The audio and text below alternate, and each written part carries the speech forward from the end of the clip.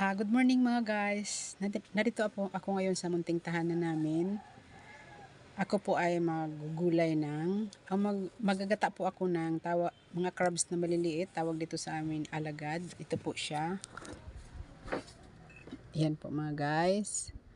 Tapos, yan po ang malunggay ko. Tsaka ang pako. Tsaka yan, mahihimayin pa ako mga guys.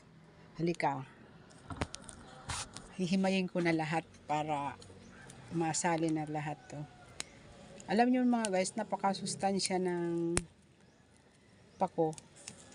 At lalo na yung malunggay, napakasustansya niya. May tanim ako dito. Diyan ako kumukuha lagi. Halos ilang araw lang namimitas na naman ako. Kasi gusto ko yung mga bata lagi makakakain ng masustansya na gulay tulad nito. Tulad ng malunggay. Kaya lagi ako nagugulay niyan. Hindi ako nagsasawa maggulay kasi ako rin, gusto ko rin pagkakain ko ay may gulay. Ayoko kasi hindi ako nabubusog mga guys pag walang gulay. Gusto ko talaga may gulay. Ang ganda niya. Ganda niya mga guys. Yan o. Ganda. Ang ganda niya. Gagataan ko ito siya. Tapos, ito ang ulam namin. Simula ngayon umaga hanggang hapon. Kasi, ang mahal ngayon ng isda. Sa ngayon na laging sumasama yung panahon. Ang mahal talaga ng isda dito sa amin. Diyos ko, dollar talaga yung isda. Napakamahal. Kaya, mag-ano na lang talaga sa mga ulam na ganito lang. Tiyaga na lang. Kasi napakamahal talaga ng isda. Kahit maliliit na mga isda, ay napakamahal din. Kaya nagtiyaga na lang kami nito kasi nagtiyaga na lang ako maghanap ng uulam. Ito ang ganda niya. Ito. Ang ganda niya. Napakasarap nito mga guys. Lalo na pag ginagataan talaga. Tapos, may sahog katulad ng iyang na alimasag na maliliit.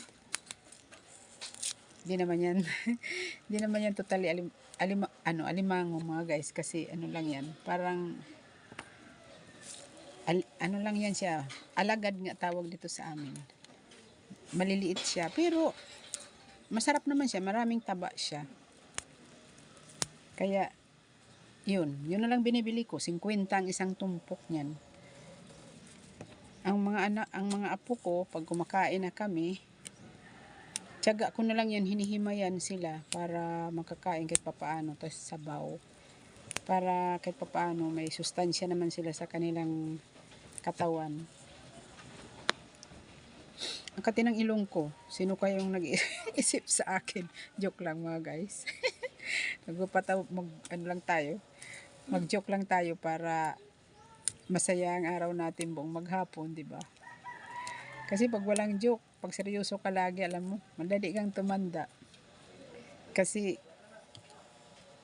wala kang sigla sa puso mo, yung puso mo parang wala lang, ganun. Kaya kailangan natin yung mag-joke kahit papano. Kasi ang ganda ganda mga guys. Ganda niya. Para tayo ay hindi tumanda agad. Di ba mga guys? Ako alam nyo, na ako? 62 years old na ako. Magsi-63 na ako ngayon, February 28. Pero awa ng Diyos, narito pa rin, may lakas pa rin, nakakapagtrabaho pa din ng medyo hindi naman masyado mabibigat at malakas, ganun. Masaya sa araw-araw na buhay. Diba mga guys? Kailangan lang masaya. Kayo ba mga guys? Sa buong buhay niyo po ay meron din kayong saya na nararanasan.